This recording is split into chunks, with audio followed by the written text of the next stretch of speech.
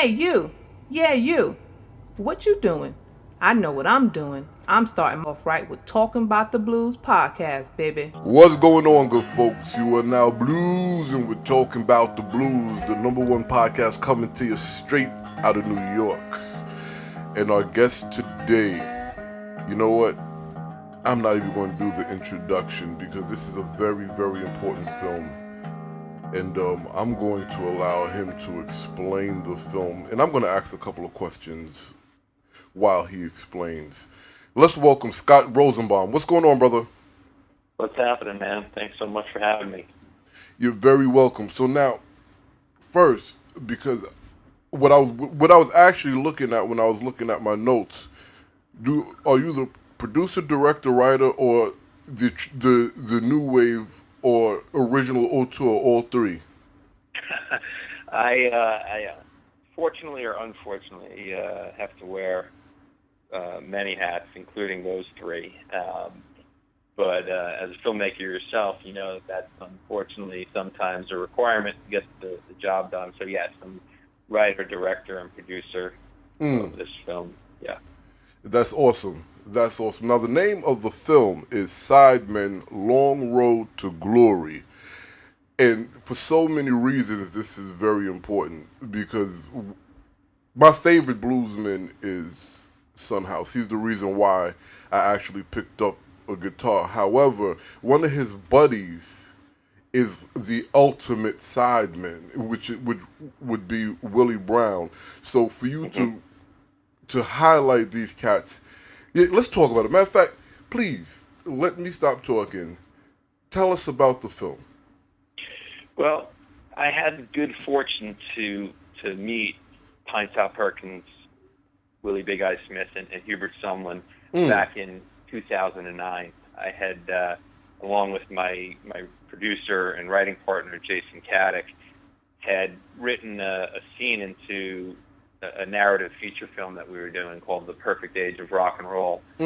And in that film, the main characters are making their way across country on the old Route 66. And we had written a scene where they stop into an old juke joint down south. And I was always aware of the Sidemen, being a big music fan, the kind of guy who has the records and always reads the players and the producers and the engineers. And so I had a familiarity with these players and wrote them into the scene as almost as a goof. I didn't really think that we would get them. I thought we'd have to cast actors to play the blues musicians. But when we reached out to their agent, Hugh Southard at Blue Mountain Artists, who represented all of them for their booking, he was able to get them all to come out, and they were so thrilled to be a part of that film. So wow, having that opportunity to meet these guys in person, musicians I had revered for so long, just from the backs of album covers, was just an incredible experience.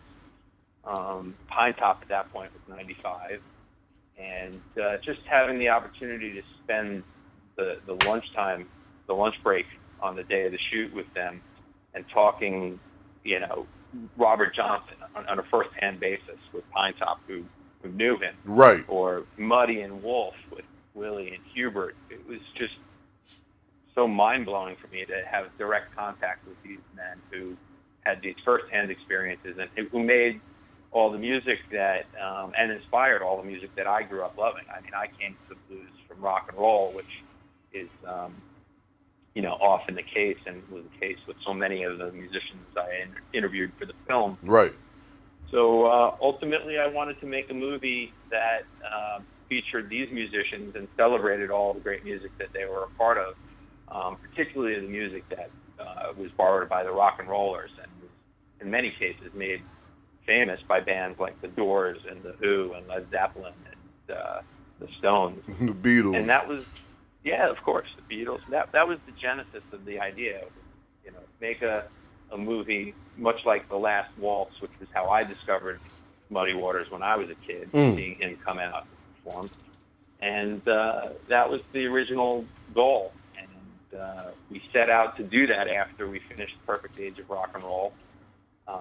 We had put on a few concerts with the help of Hugh Southard, and invited some musicians to come out and play the songs that Pine, Willie, and Hubert were really a part of making. And case in point was like Robbie Krieger from The Doors came out and performed with them in California. And to have Robbie playing Backdoor Man and Little Red Rooster with Hubert Sumlin, who wrote that lick, who played that lick originally, it was just fantastic. And that in a nutshell, was the original idea that I had. As you well know, about 2 years into our filming, all three men passed away within 8 months of each other. Right. And that sort of changed the trajectory of our project dramatically. Man, you know, see, I'm sorry, it's not funny, it's irony, because that's such a great setup for a question for a filmmaker, and I'm kind of torn because I want to stay in this story, but just as you being a filmmaker and having such, how can I put it? Let's put it this way. Being a filmmaker and this is my story, and all of a sudden something happens that changes the story dramatically, which was the death of these three pioneers. And I mean, Hubert Sumlin was like, geez, he was the skeleton, the background, the foundation of a lot of chess records, especially Wolf's biggest hits. What happened at that moment when these gentlemen passed away? How did you go forward? Well, it was hard on many levels. I mean, here we got to meet these incredible musicians, and then once we set out to shoot this film, spent 2.5, 3 years on the road with them at various times. So, needless to say, I fell in love with them immediately, but then after spending 3 years with them and having such incredible experiences with them and losing them all, it was difficult on a personal level. Right, you became friends. Yeah, absolutely. I mean, in the film, Greg Allman says it. He says, it was just like sitting down with your grandpa, and that's what it was like. I mean, it was like these guys were grandfather-like figures to me, and just loved them for who they were as people, and just revered them for the music they were a part of as a fan. It was just like an incredible experience to be able to talk to them. And so personally, it was tough when we lost them. And then just as a filmmaker, as you're asking, it was very difficult then to say, well, we have 3 years worth of footage. We plan to make a certain type of film, which was more of a concert film with few interviews and archival footage interspersed. But now that we lost them and we really didn't get enough footage to make a concert film to the degree that I had in mind, had to take a real step back and figure out what we were going to do and how we were going to do it. And essentially the next 4, almost 5 years was comprised of capturing interviews with a lot of the musicians I had hoped to come out and have play with them, but just interviewing them and hearing their thoughts, their personal recollections of Pine, Willie, and Hubert. And those are the likes of Greg Allman, Joe Perry from Aerosmith, Bonnie Raitt, Shamika Copeland, Bobby Rush. I mean, I could go on and on. We probably have 30 or 40 interviews in the film of just all these incredible musicians. Walter Trout. On these men. I'm sorry, I said Walter Trout. We got Walter Trout. We got Joe Bonamassa, Kenny Wayne Shepherd, and I should have the list in front of me. It's a long list. I understand. Yeah. Wow. Yeah. Wow. So that was really, the challenge was to sort of regroup after their deaths, and then figure out what we were going to do. And it ultimately became a much different film, a more narrative type documentary than concert film. And in the end, I think it's a much better film for it. Of course, I wish Pine, Willie, and Hubert were here to see it, but life has other plans. Right. You kind of have to roll with it. And that's ultimately what I did.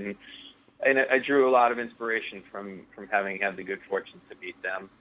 and the lessons they taught me, both, by just in conversation or just by watching them. They were just such incredible men who lived incredible lives and persevered through so much. So that lesson in and of itself was enough to sort of carry me through the 7-year process that it took to make this film. Wow, so this was a 7-year process. That's a long time, but kind of on average for a documentary. Oh, yeah. There are docs that are, in some cases, twice as long. Yeah. I think the music doc that came out about the Wrecking Crew last year, I think it took the filmmaker, who is the son of one of the members of the Wrecking Crew. It took him, I think, 15 years to get his film out. So I have tremendous empathy for his plight and other documentary filmmakers. But, like they say, it's a labor of love. And in this case, it truly was. It was more than just making a film after they passed away. It was really a commitment that I made to them to preserve their legacy. And hopefully we did a good job and have a film that's worthy of their tremendous legacy. So let me ask you, the Sidemen, the title of the film, does that come after they passed and you realize this is how I have to celebrate and preserve their history, or was that always the name? It's a great question. It's one that if my editor were here and he were listening to this, he would laugh, because the title was a real struggle for me to settle on. And I had, in my editing suite here with my editor, we had yellow sticky papers up and down the wall with all kinds of horrible titles. And, originally the first title we had for the film was Once and For All, because it was, again, supposed to be a concert film, and in some ways set the record straight once and for all who these guys were and the impact that they had on popular music. But the Sideman thing really came very late in the game, after we had a cut of the film and started showing it to a small group of filmmakers that we're friends with here in New York, who were very critical, thankfully. It's very difficult, as you know, as a filmmaker, but necessary. And one of the filmmakers that was in the audience said, "Why don't you just call it Sidemen?" And I was, looking for some grand poetic title that would fit their incredible lives. But the reality was, it was simply what it was about. These men were sidemen to two of the biggest blues figures of all time, in many cases, two of the biggest figures in music history. And that's really their story. So that, coupled with the tagline, Long Road to Glory, which came from a line that Pinetop speaks in the film. He's really talking about glory in the sense of making it into heaven. He said that when he dies, he hopes God forgives him and he'll make it into glory. And it just struck me, it was the glory that these men were, that he was talking about, but also the glory that these men, in some cases, finally achieved at the end of their lives, having won the Grammy, in Pinetop's case, a month before he died. But Hubert, as we point out in the film, is still not in the Rock and Roll Hall of Fame, in spite of the fact that, as you were pointing out earlier, he was the inspiration for every major guitar player that you could think of, from Jimi Hendrix to Jimmy Page, Eric Clapton, Stevie Ray Vaughan. And it was one of the things that Hubert really wanted. And Hubert never asked for anything, but he talks about it in the interviews that I did with him in the film, how he wanted that recognition. So just to come back around to the title, it's a long road to glory for these men in many ways, on many levels. And hopefully this film will raise awareness in many cases for just truly who they are and how great they were. Yes. I mean, so many things are going through my mind. First, it was a long road from glory, to glory, excuse me. Not, I mean, just their entire life, the era and the social climate these guys grew up in and were mentally and spiritually nurtured, and there was a lot going on in America at that time. One, Oh, sure. and just the stigma of the music too, and then, man, you know, these particular sidemen. You said that they were the sidemen to a couple of music's biggest icons, and I don't know how much people are understanding how big these. I mean, Muddy Waters, Howlin' Wolf, these guys revolutionized music. It's almost like they were the Scottie Pippen to Michael Jordan. That's humongous. Yeah, that's a good analogy. Sure. You know, so in their own right, they're legendary. Because, you know, as we're talking, and you're explaining to me how Hubert was disappointed because he didn't make it into the Rock and Roll Hall of Fame. Every Howlin' Wolf song, the first thing that you identify prior to even hearing the Wolf's voice, which is of course very distinctive, is a lick from Hubert. That's right.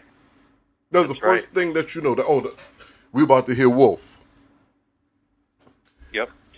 Yeah, and you know, we go into that in the film, and I highlighted in particular "Killing Floor" and how, you know, Jimi Hendrix was so taken by that song that, you know, when he went over to England and was looking to make a name for himself, that was the song he chose to play when he went up on stage famously and asked Eric Clapton if he could borrow his guitar and play a song. That's he right. played Wolf's "Killing Floor" because he loved Hubert. He loved that lick. And that lick, as well as so many others, it's so powerful and it's so distinctive, and it's Hubert. Mm-hmm. But, you know, most people don't know that. I mean, the blues audience, of course, will be familiar. Right. I'm sure there's plenty of people out there that own the records, as I did, and would look and see who the players are. But its impact on the broader culture and popular music and the influence it had then on the rock and roll generation and beyond is tremendous. But, you know, it's the plight of the sideman. You know, there's plenty of them out there. As, you know, many other great documentaries have highlighted, whether it's the Cats in Motown or you know, the Afro-Cuban All-Stars in Buena Vista Social Club. And, right. you know, I like to believe, hopefully, this film will do the same for the blues, and in particular these three gentlemen, because of their impact. Absolutely. Absolutely. So now, you've shown this in South by Southwest. How did that go? Yeah, that was an incredible experience. I'm pleased to say, you know, it was, we couldn't have had the stakes any higher, in the sense that Austin was the town that Pinetop spent the last years of his life. And needless to say, Austin is a very music-centric town, so I knew we'd have some real music fans coming out to see the film. And just to make matters more challenging, the first night of our screening, we had some of the family members from Willie's family there, their managers. Paul Usher, who played with Pinetop in Muddy's band, was there. And I'm pleased to say everybody really loved the film, and in a nutshell said that we nailed it. You know, I was really concerned that we get the details right, of course, but also that we captured the essence of who these three great men were. And everybody was more than satisfied. They were really, really thrilled with what we did. And, you know, that was a gratifying feeling for sure, and a relief. Absolutely. And you just answered my next question, because it has to be a lot of pressure and responsibility to present these, especially these three cats' life on a platform such as this. Oh, sure. I mean, you know, as a filmmaker as well, anytime you make a film, especially when it's a documentary, you're a journalist. You need to get facts right. And in this case, you're dealing with three men's lives who span, you know, most of the 20th century. So going back to their early years, a lot of the stories are almost mythological. So really having to fact check with people that I had access to, and but more importantly was to really capture the beauty that these three men were and what they represented. And they were just the nicest, most graceful, humble individuals who happened to be some of the baddest musicians you ever want to meet. And the combination of the two, it was an experience I don't think I'll ever have anything like it as long as I live. And I feel so grateful that I was where I was at that time and to meet them and feel fortunate that I was part of this experience and able to capture who they were. Absolutely. And it's also ironic, and I wouldn't say somewhat ironic, very ironic to use the term mythological, because just when you're speaking to a older person that's been alive for a long time and you hear stories about their life or they're telling you stories, it does sound mythological. But the irony here is you're talking about three cats that their lifestyle and made a living in a genre of music that everything about it is mythological. So I can only imagine how these stories was. How were you, besides the phone calls and reaching out to people in the research? Because how were you able to decipher? Okay, this really happened. This, you know what I mean? Yeah, it's like, I mean, I was a journalism major in college, so you're always taught to try to cross-reference and verify your sources. And in this case, as we were just saying, it's difficult because Hubert was and mentioned in the film, so many of the musicians had personal relationships with him and knew him. He was a great storyteller, and he loved to tell all those old stories. And as the years would pass by, the stories could get embellished a little bit. So, you try to speak to people who knew them and knew these stories and really get down to the bottom of it as best as possible. And, some of the best things, I think, in the film are some of these great stories, these great anecdotes that they would tell. Hubert, case in point, was the story about when he met Howlin as a kid. It's almost too fantastic to even be true, but we heard it time and again, and we put it in the film, and it's a really really fantastic moment of how Hubert, as a young boy, met Wolf and then went on to have this lifelong experience with him. It's some incredible stories and incredible lives that these men led. Let me ask you, 7 years, a lot of interviews, plus the initial footage when the actual project was birthed. Mm-hmm. How hard was it to cut some stuff out? Yeah, that's always the challenge for a filmmaker. Is as it's said, it's called killing your babies or killing your darlings. Right. We had to do a lot of that, and fortunately, again, my editor, who is fantastic, Bo, when I handed him the hard drive when we first met about 2 years ago, and really set out to make a dash for the finish line and really edit this thing.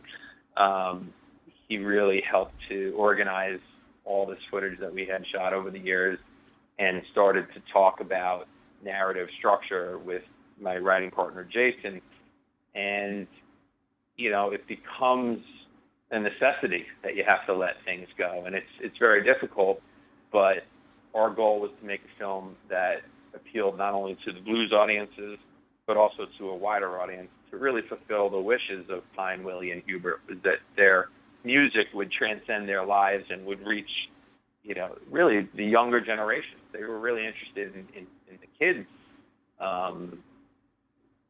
picking up on the music and keeping the blues alive. So it's a challenge with attention spans today to not make a 2.5 hour film, make it something that's, short enough and interesting enough that it will transcend, your core audience, so to speak.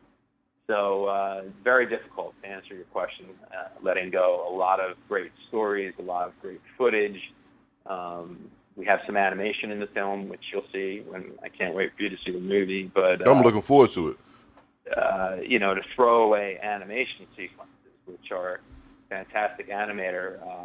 Chuck Collins had spent a lot of time doing those drawings, and having to remove a sequence that took him 2 months to draw, it's difficult. But it's part of the process, and really everything has to serve the story in the end, and you have to make those tough decisions.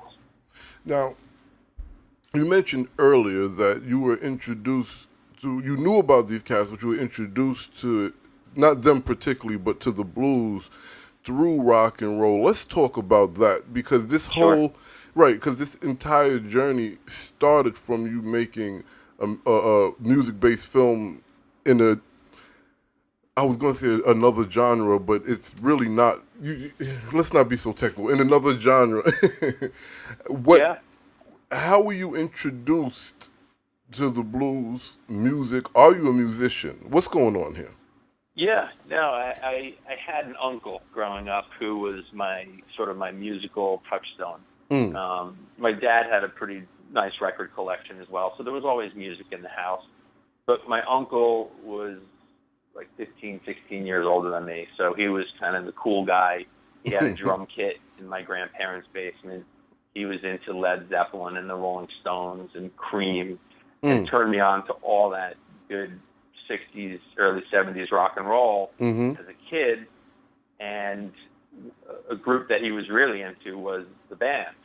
And by turning me on to the band and showing me The Last Waltz, it was really my first inkling of the fact that there was a lot more to this than just the Rolling Stones and Led Zeppelin, because out comes Muddy Waters playing with the band in The Last Waltz, and he's performing Manish Boy, which my uncle had given me this Rolling Stones record, Love You Live, which had the Stones doing a version of Manish Boy. So to that point, I thought it was a Rolling Stones song. When I see Muddy Waters come out and do this incredibly powerful version of Manish Boy, it just blew my mind. And it was the first inkling that I had that there was this thing called the blues. I was probably 10 years old at the time. And it started for what I found so often when I was doing these interviews and interviewing guys like Joe Perry, it was a very common theme. All these musicians, even Joe Perry of Aerosmith, he heard rock and roll and then discovered that the songs that he was listening to, that he was really into, was actually a blues song. And then, as he says in the film, you go back, you start to dig. And it's sort of been a lifelong pursuit of the blues and the rich history, and as you were saying before, the incredible mythology that surrounds the blues. And it's just fascinating to me. And it all, in many ways, culminated with this project, wanting to celebrate the roots of the music I originally grew up loving in rock and roll, and fell in love with the blues, and really paying homage to not only these three men who represent Muddy and Wolf and that great music, but, as you were saying earlier, all the countless musicians that went before them that, many people don't know. And hopefully that in many ways, time, Willie and Hubert will do that as well, and will represent the rich century-old history of the blues in America. Well, let me ask you this. As a filmmaker, as someone with passion for music, period, and someone who had a personal relationship with these legendary men, what is it that you would like the audience to feel or take away when once the credits roll and they've had the experience of Sidemen? Yeah, I mean, that's it's a good question, and it was definitely something that I lost many nights of sleep over the years that we were filming, and especially after they passed, and then trying to figure out how to make this film, because my main goal was to have the audience feel for feel the way I felt about Pinetop and Willie and Hubert, having had that relationship and having had that good fortune to meet them personally, because they were such genuine men. They were such gentle souls with so much grace and style. After, as you had pointed out before, living through so much, growing up and being born into the plantation lifestyle, and making their way out of the South and under very difficult circumstances, and following their passion and using their passion, which was music, to find a better life, and just the incredible perseverance that these men displayed over their long lives is just an example for anybody in any career or any pursuit.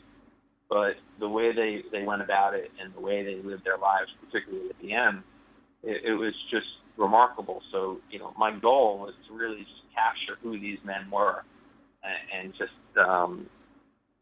hopefully the audience walks away and feels like they know them a little bit, even if they didn't get a chance to meet them. I dig it. Now, the movie that you were working on, when you actually met these gentlemen, what was the name of that? What was that about again? And is it out? Whatever happened to this film? Good question. It was my first feature. It's called The Perfect Age of Rock and Roll. And tremendous cast. I mean, everybody from the young actors were Jason Ritter, Kevin Zegers, Karen Manning, Michael K. Williams, Lucas Haas. And some of the veteran actors were Peter Fonda, Ruby Dee, Billy Dee Williams.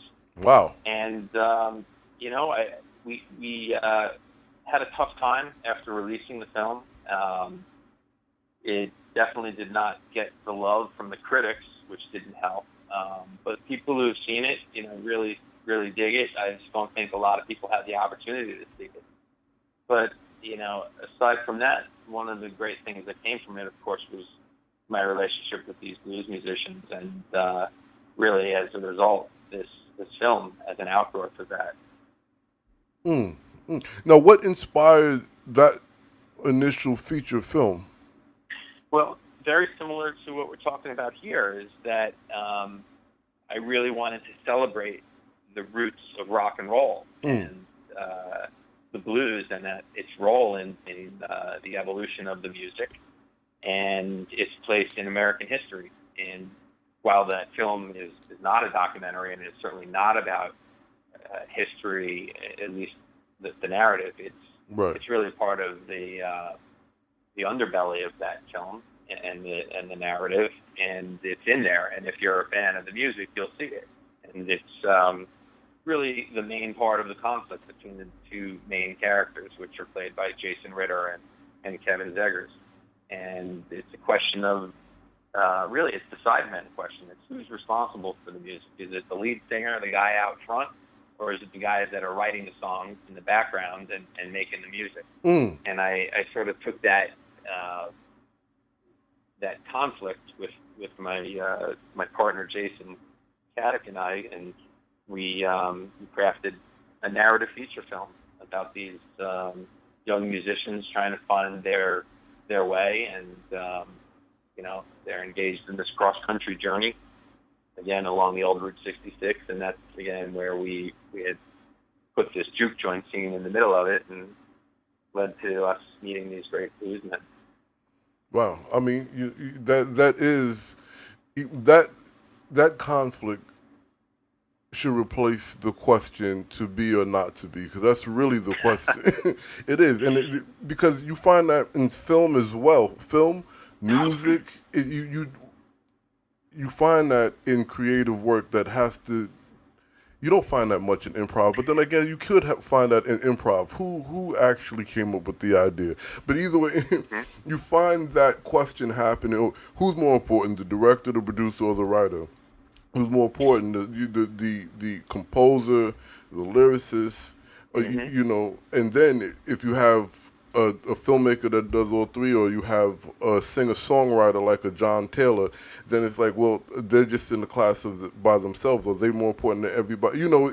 That's actually a good question. I want to see this movie. Oh, I'd love you to see it, yeah.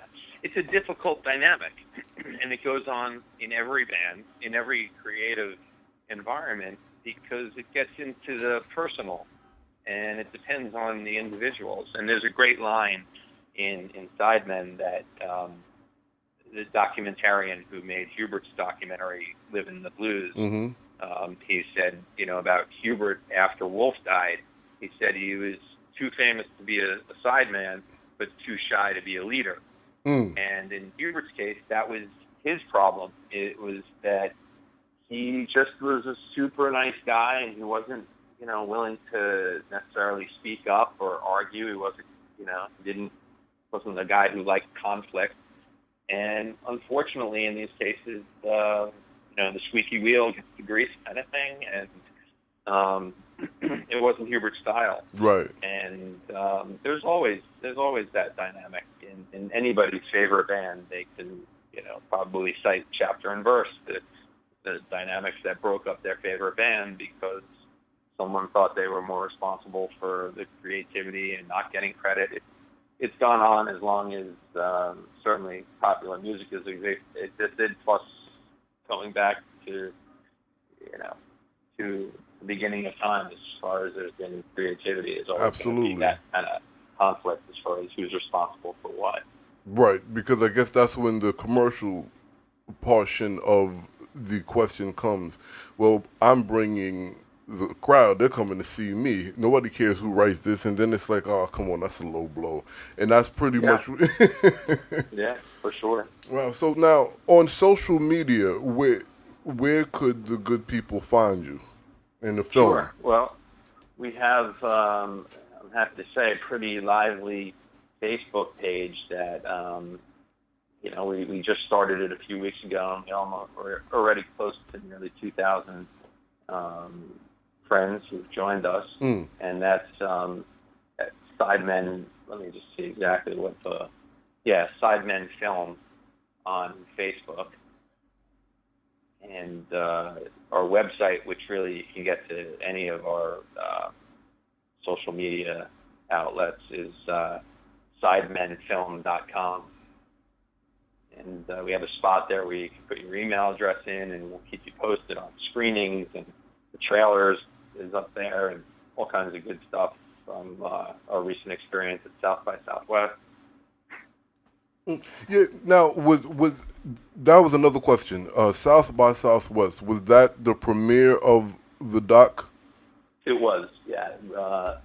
March 11th, 16th, and 19th. We had 3 screenings over the course of that festival a few weeks ago, and that was our premiere, which I was thrilled about. Again, just a perfect venue. The festival was fantastic. It's so music-centric, and then, of course, again, Austin being so important to Pinetop, but to Pinetop, Willie, and Hubert, in large part because of Clifford Antone and what he had done down there for the bluesmen by starting Antones in the early mid-'70s and providing a place for them to play.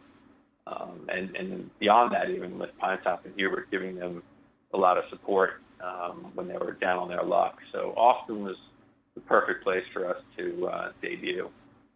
Yeah, it was just written. You know what I mean? It just seems like this was supposed to happen.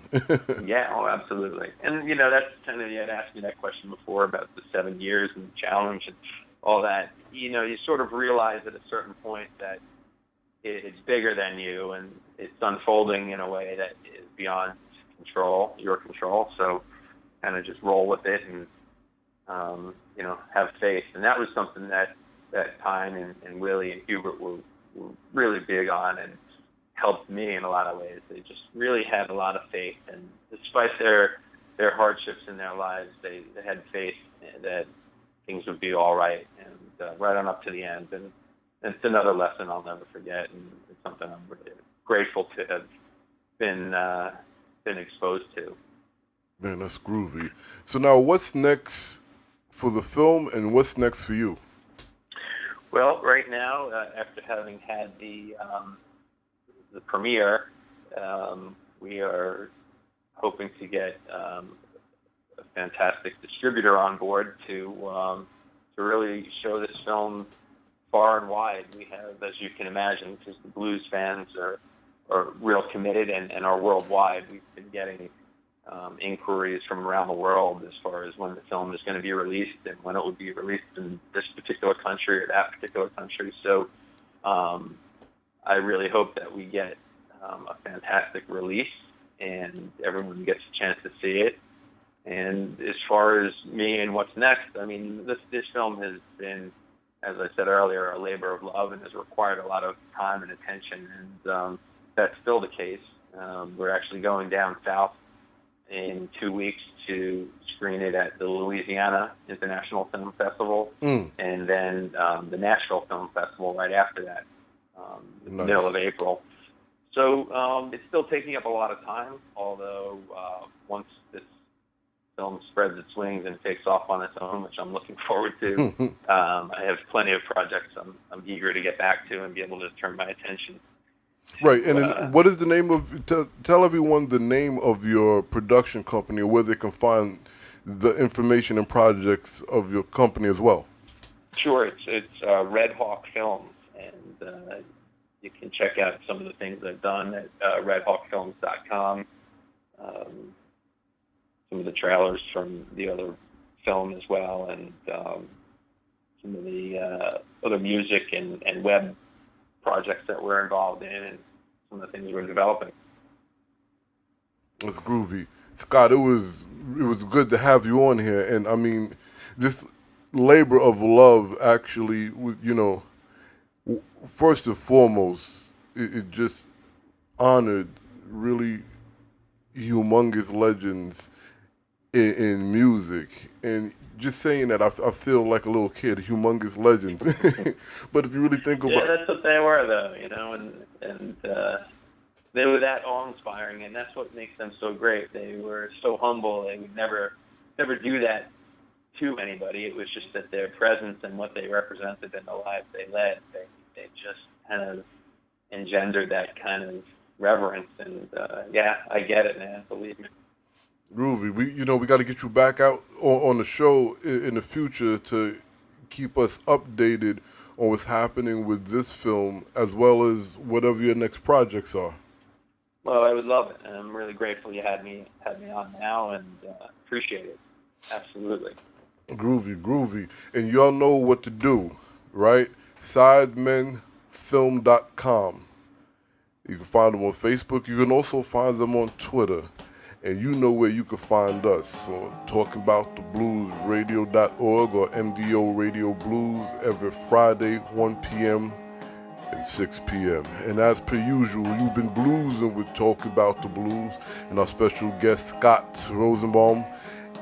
And if you don't do nothing, keep God first and keep on bluesing.